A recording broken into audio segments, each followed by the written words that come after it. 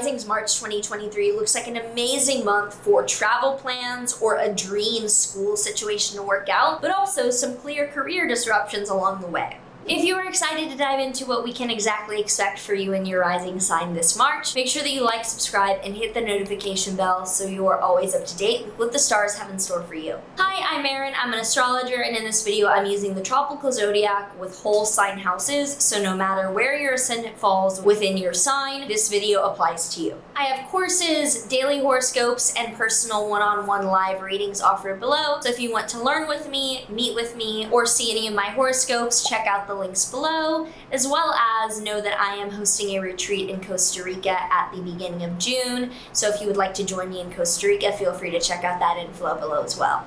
So from the 1st to the 2nd, Venus will conjoin Jupiter in your Aries 9th house. This is a beautiful event to start out the month because Venus and Jupiter are the two positive planets. Combining them amplifies that and shows a clear, abundant event to start out this month with travel or education. Because the 9th house is long distance travel, higher education like university or college, or it can also be philosophy or religion. So it looks like a really positive, abundant event is coming your way to start out the month. At the same time, Mercury is conjoining Saturn in your 7th house. Mercury and Saturn together shows very serious communication, and it's in your 7th house of close personal relationships. So unrelated to this, you may be having a very serious discussion, even though things are going very well around travel and education for you. And the discussion does not look bad, it just looks very serious. On the 7th, one of the biggest transits of the year begins, which is Saturn entering your Pisces 8th house. Saturn spends 3 years in a sign, and this is starting this month for 3 years of responsibility, challenge, and commitment in your 8th house of investing and finances. So this usually shows a time when we are putting money aside, we're getting really serious about investing, or we're seeing that we have to pay out loans or debts and really get on top of our more complicated personal finances. Also on the 7th, there is a Virgo full moon in your 2nd house of direct income or spending. So full moons are endings, and it might be that suddenly you feel the need to stop spending or stop wasting money in a certain way, or there's an ending of an income stream and you're parting ways with a certain way of making money. On the 12th, Jupiter will conjoin Chiron in your Aries 9th house. Jupiter expands,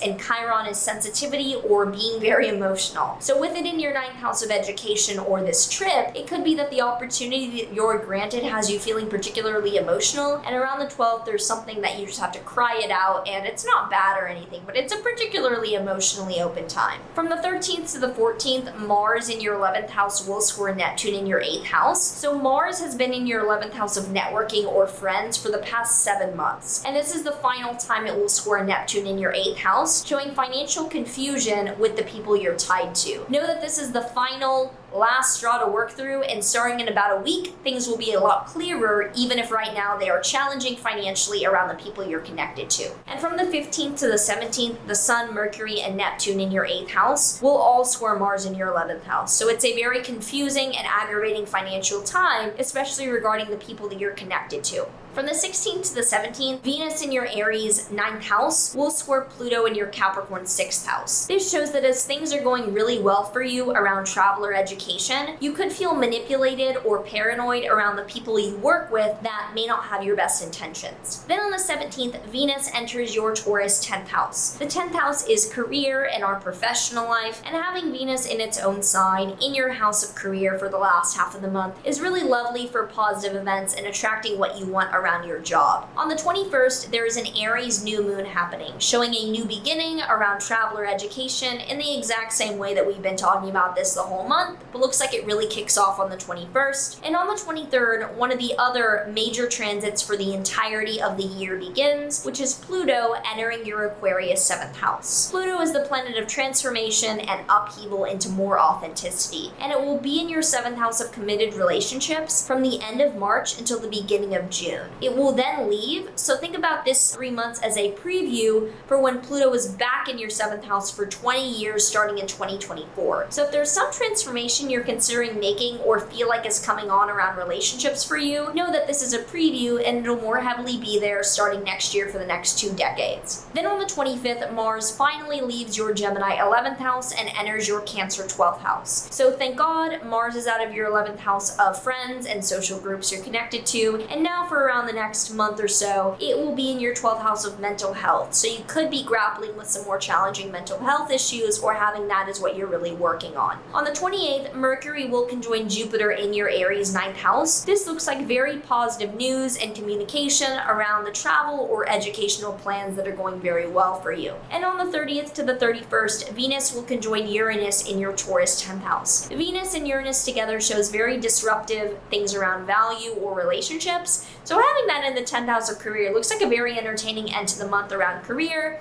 It's not bad per se, but something with relationships or money in your career is suddenly disrupted. And we end the month also from the 30th to the 31st with Mars in your 12th house trining Saturn in your 8th house. So it looks like the mental health issues that you're working through are helping you get to the bottom of the financial challenges in the long term.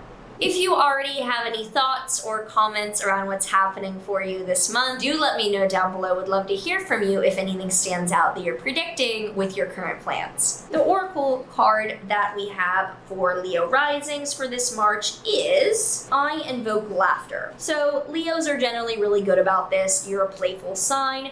But with everything happening this month, with things going well for you, make sure to have some fun yourself. Make sure not to be too serious or too much of a workaholic, and enjoy what this March has to offer. If you enjoy this, would appreciate a like and a subscribe. I know that most of you are not subscribed yet, which is interesting, so I wonder if this March you could do that for me. Would be cool. Either way, leave a comment down below if you enjoy this or have anything to add around your personal astrology, and I will see you next month.